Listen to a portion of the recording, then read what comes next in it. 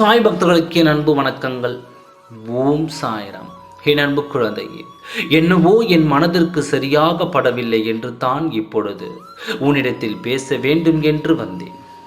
அங்கு நடக்க இருக்கும் காரியங்களை பார்த்தால் சரியாக படவில்லை.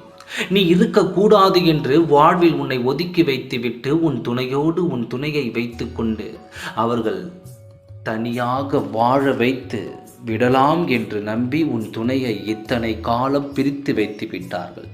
ஆனால் இப்பொழுது அங்கு நடப்பதை பார்த்தால் எனக்கே சற்று கலக்கமாகத்தான் இருக்கிறது. ஏனென்றால் பாவம் செய்தவர்கள் எப்பொழுதும் சந்தோஷமாகவே இருக்க முடியாது என்பது உன் சாயப்பா எனக்கு தெரியுமல்லவா?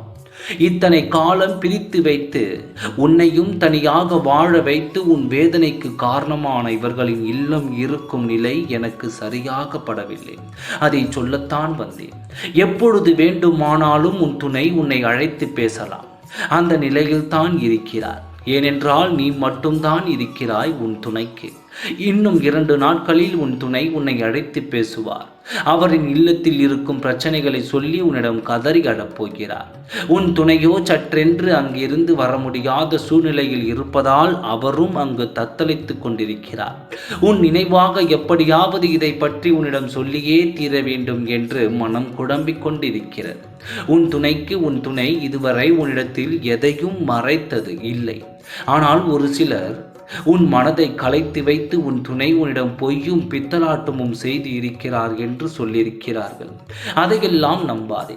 உன் சாயப்பா எனக்கு தெரியும். அங்கு இப்பொழுது நடப்பது கூட உன்னிடம் சொல்ல வேண்டும் என்று அவர் மனம் துடித்து கொண்டிருக்கிறது. அங்கு இருக்கும் சூழ்நிலைகளை சொல்லி உன்னை வரவழைத்து உன் வாழ்விலும் இணையப் போகிறார். அங்கு நடந்து கொண்டிருக்கும் பிரச்சனை சரியில்லாத பிரச்சனை. கூடிய விரைவில் நீயும் அங்கு செல்ல வேண்டிய தருணம் உண்டாகும். உன் துணை உன்னோடு வந்து சேர்ந்து விடுவார். நிம்மதியாக இரு. ஏதாவது ஒரு சூழ்நிலையில் உன் உறவோ உன்னோடு வந்து சேர வேண்டும் என்பதுதான் தலையெழுத்து. இதை யாராலும் தடுக்க முடியாது. சந்தோஷமாக பெற்றுக்கொண்டு நிம்மதியாக வாழ கற்றுக்கொள். ஓம் சாய்ராம். நன்றி, வணக்கம்.